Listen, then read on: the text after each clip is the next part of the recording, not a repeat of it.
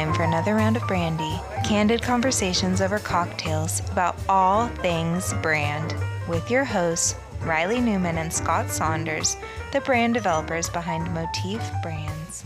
Welcome back to another round of Brandy. This is actually a very different. It's exciting. And I'm special. excited. This is our first Q&A. We're not doing the Q, but we're doing the A.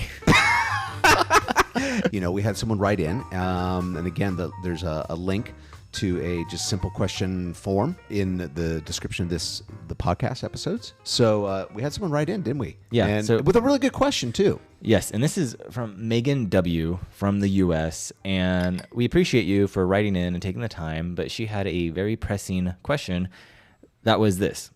We are renaming our company. What advice do you have for a long-time company doing this? She said, not much brand recognition, but has 80% of the market. 80% of the market. There's not a lot of content out there about renaming with a rebrand. And what I love, first of all, is that the info she chose to give us was like really helpful. Right, yeah. It was for talking about the subject, because I think there's no, again, like with anything brand, there is no concrete action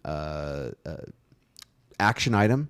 Anything it's all principle based, but really it comes down to, you could go and break brand rules, but if you're doing it intelligently and smart and it works for what your specific context, then that's what makes it work. So these are just in theories, but I think anytime you're looking at rebranding and renaming, the first question I always ask is why rename? Why are you renaming? Right. What's the point of it? Yeah, and this kind of based off of what Megan said about not much brand recognition, but has 80% of the market. This is what I would consider a good problem in the sense of this company has most likely provided a probably maybe a B2B service where it's not consumer facing, but it has been maybe word of mouth, or they're providing a very specific service that's bringing value to a certain client. And so the brand hasn't really mattered because the marketing and the sales has rather been probably word of mouth, or they're one of the only options in the market who's actually providing a top service. So they've kind of built this company and this business based off of healthy probably dynamics of the company, right? So this is a great problem where you've built this empire, the company's working greatly, you're providing value. Now it comes to capturing that value. And that's going to really come down to two parts. When I say capture value, it's like, yes, brand and marketing can help increase that perceived value, right? So you are providing the value. So now the brand, this rebrand, and perhaps even renaming can help do that, kind of help set this different standard. But also on top of that is what Warren Buffett always talks about, is that he looks for companies that have a moat. And yes, you provide a service, but with time, there could be competition or investors who come along and go, hey, this market, there's no leader as of a brand, yet the market is proving very fruitful. There's a lot of revenue going to this one company. What if we came in, provided the same service, and then just branded it better, marketed it better, right? And that's the concern I see, where now with this healthy, kind of castle you've built, now you need to build that moat, and that moat is going to be brand, and that moat is going to be really that perception that you can build off of, where then the competition just can't catch up. So it's great that you have 80% of the market. And so going into the renaming, like Scott said, is like, okay, well, why? What's causing the rename? Yeah. Yeah. Is there, and again, renaming can happen where there's legal pressures, where someone sends you a cease and desist, goes, hey, we actually have a very similar name, you can't use it. Or someone may have left the company, or other dynamics. So I think looking at why and the pressure behind that, or if you're changing the actual name because it just doesn't fit where you're taking things in the market. And or even there are brands out there, companies and brands that are in multiple different markets. So again, if you're entering a market that's a new market for you, you've got that, and you're needing to, expand, then maybe shifting, if your name is too specific to one market, right, then it's going to be hard for that brand to start capturing some of an additional market. Yeah. And I would say renaming is, sometimes with clients, I'll even just bring up like the what is it, Romeo and Juliet, the what's in a name, is that yes, you can lose sleep over trying to figure out a name. You can look at, there's so many different of name that you can protect, a name that's going to actually resonate with your audience, a name that's different enough. It's very much like a logo where it's like it's very hard and it's very difficult to actually land on something that's unique but also catchy and memorable. This is why you do have things like naming studios like 100 Monkeys in the Bay, where they did names like Swiffer and things like that. We've talked about and written about those examples. But naming to me is like, it is one of those special moments where, like a logo, it's kind of your first step out there, where when someone does hear the name, it's like, okay, is it too, let's say, aggressive or too masculine sounding or too edgy or too, because in the word itself, you are helping set the tone. And something to keep in mind is like also you want the name to be able to resonate and actually be memorable. So you need something that it can break it down. Sometimes, a company may get too abstract in their name where it's like, a made up word and then it just doesn't click, right? And there's just certain kind of things to consider, I guess. And the same thing with a logo. It's like you have the concept. Now, how are you displaying that and getting the point across? We had a similar situation with one of our clients that provided guided wild boar hunts. And we live in this Central Coast California area where we have a lot of rolling hills and just like a lot of open land that is owned, ranch land, but it's not flat, it's hilly. You have a lot of deer and tule elk, and wild turkeys and even wild rams and a lot of wild boar. And so he provided, guided hunts, and it was just basically his last name and then guided hunts. And it was very, he wanted to kind of really, put a stake in the ground as a brand, and came to us not only for the visual rebrand and everything, but also for namature. And, we really looked at things that we wanted. Part, I think, of the name of a brand can help set up expectations with people. And I think for us, we wanted really the entire experience of someone going on a guided hunt, either solo or with a bunch of friends, and having selective offerings and things that really enrich the expectation. But the idea of the untamed frontier was something that we wanted the brand to really lean into. And we have a rich Spanish heritage along California, so we ended up rolling out with Frontera hunting, which established connotations of the word frontier and what it means. It's Spanish for frontier. And just that idea that this is wild lands. You're not, and you're going out there with a guide, and you're spending the day seeking, tracking, and hunting down, and the entire experience that provided. And so that is like that. Since we did that a couple of years ago, he's really blown up as a brand and is kind of dominating here in the state of California for guided hunts and outside of the area as well, right, Reilly? Yeah, the company's grown. He's been able to increase his pricing, increase how he's selling, how he's marketing the business. And most importantly, it has helped because, hunting in Montana or Arkansas or anything like that, totally different experience than hunting on the Central Coast where you have dry grass, you got a lot of different high temps in August. Yeah, it's a totally different experience where it's not just lush greenery. So it kind of helps set the tone on that front as well. But also it's like the name Frontera it brings like almost texture to the mind, and even with the Spanish flair to it, it hints at that. But then also we were kind of delicate with the Spanish emphasis, because it's something that someone who doesn't know Spanish, they can still make out the word. We didn't lean into something that was completely it reminds them of the word frontier. Yeah, so like anyone can figure it Frontera. out. It's kind of it's like Spanglishy, like it's kind of, yeah. And it just helps. Also, one of the things that the brand really wanted to resonate was with heritage, creating traditions. Hunt. You go see a hunt where you've got a new, young teen going on his first hunt with his dad and his grandfather, because that's the tradition that family had. And so that was something we really felt the brand needed, and so you hearken into namature that is kind of more vintage or inspired. And even the word frontier, we don't use that word anymore, as much as we used to when we had the wild frontier. So that's kind of where that brand particularly we steered it to, but it all came down to the name, starting off with the name and then figuring out where do we go with visuals and stuff like that. So for them, it was great. I think that the thing you need to think about is anytime you do that is, are you trying to cause a shift in your consumer in their eyes?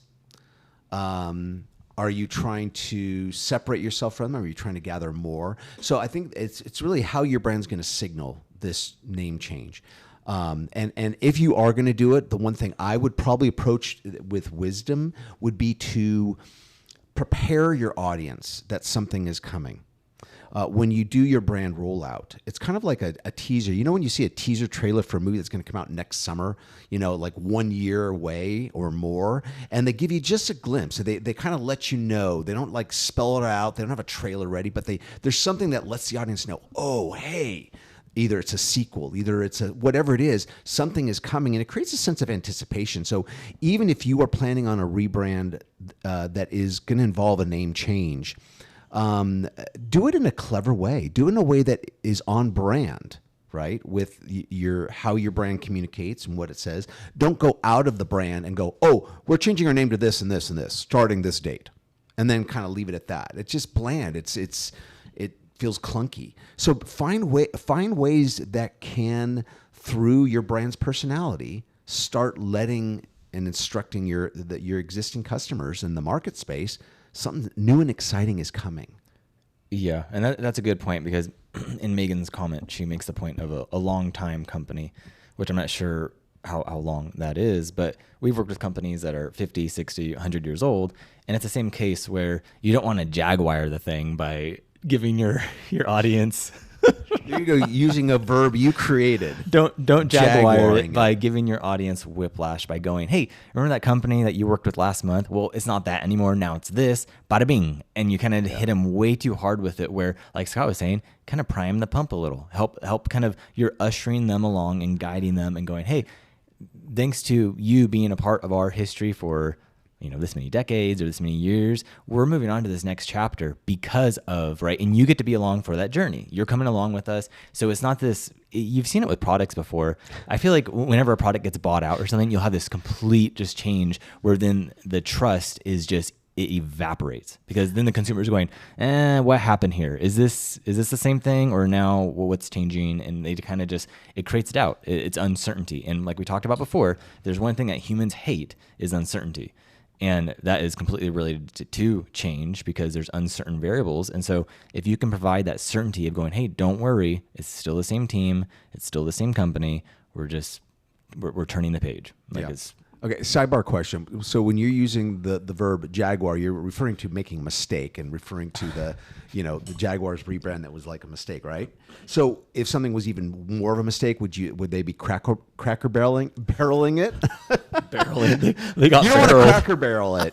You want to, some might jaguar it, but you really, really don't want to cracker barrel it. Well, and I think going back to my main red flag in Megan's question, which I don't know if it's just the way she wrote it or if this is actually the order of how things are going, is that she mentions the rebrand almost like it's already happening, and then she's bringing up the renaming.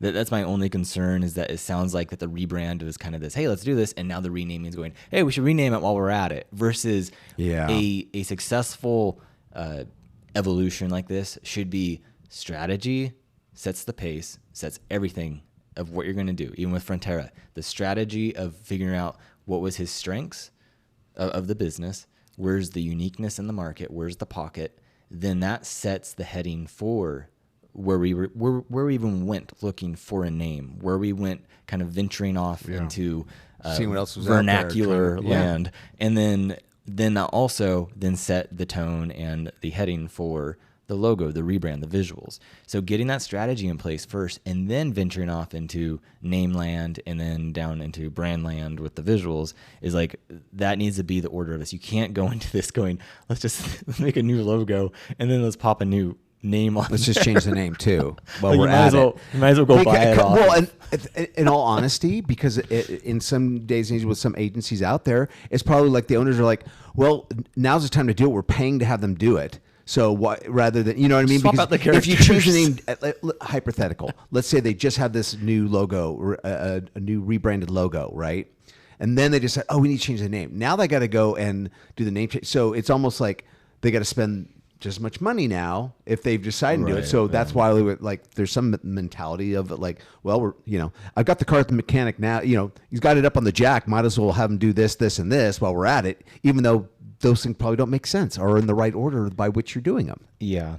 So I think on the vernacular side of naming is that words do have power. Words are very, very powerful. And what I always remind clients is that you might like a certain word, but you need to remember that no matter who it is, when they read a word, it's their voice in their head reading it to them. You don't have the opportunity to actually say the name or say the word, how it should be pronounced or anything like that. Even I was just at the conference and the name of the company was Placer, Placer.